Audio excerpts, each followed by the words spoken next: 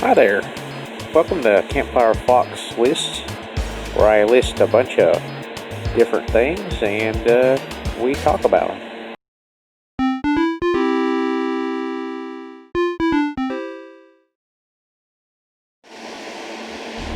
No one can stop Mr. Domino. This is definitely one of those weird ones. It's kind of hard to explain. It's about playing as one of 5 animated sentient domino people, and they gotta throw down dominoes to trigger weird domino-related events before they wither up into shriveled up dominoes and die. It's weird in that you have to trigger all the zany, very Japanese events before time's up or it's game over. You gotta dodge obstacles and try not to mess up too bad, hit resets and just strange things that stop you. Well, you gotta traverse giant candy shops and houses. I mean, it's kind of like if Crash Bandicoot was like an on-foot rally racer, something like that. It's a short game, it's only like 6 levels. It's really addictive and it's frustrating as hell. But it's really, really weird and high up on that weird factor. It's worth a playthrough.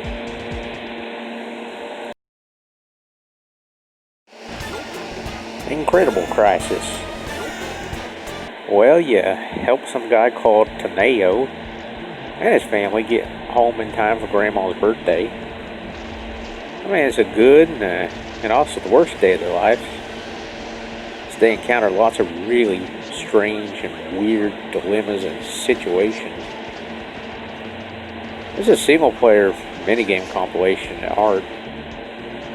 It's a lot of fun. They don't really last long, but it'd get boring if it lasted longer. You never see what's coming, and you'll be amused at how weird this game can get. It's a true Japanese gem. A lot of the mini games are recycled into story mode, so you don't want to play them again. It don't matter though, because your first impression is the strongest point in this game.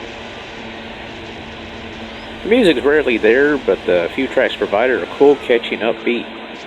It's definitely worth a shot, and it's definitely worth your time.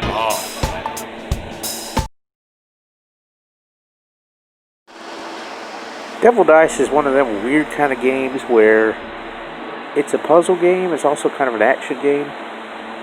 It's got versus mode in it. It's got a lot of modes actually. It's got battle mode, time trial, and puzzle and all that. And the basic premise is you roll on top of these dice and try to match up the amount of die with what's on the face value.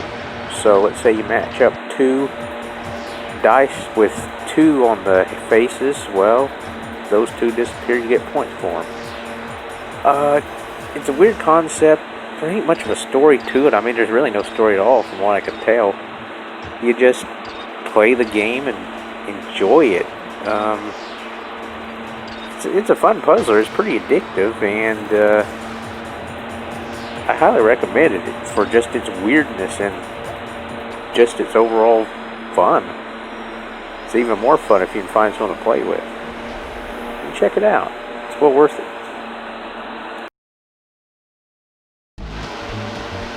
Sheep is about sheep.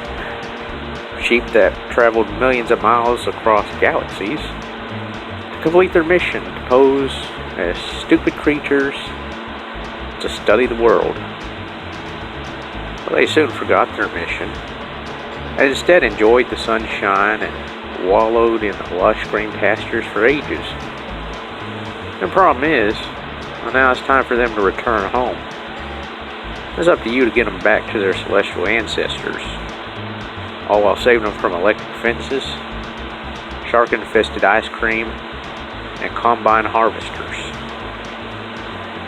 It's a weird game where you gotta guide and shout at these sheep.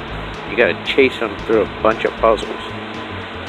It's addictive and it's a pain in the ass to play sometimes, especially with time limits and all.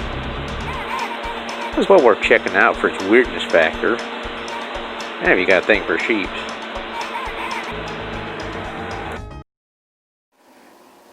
Thanks for sitting around and humoring an old fox and his tales. If you'd like more, please hit like and subscribe. And remember, nothing is more frightening than a fear you cannot name.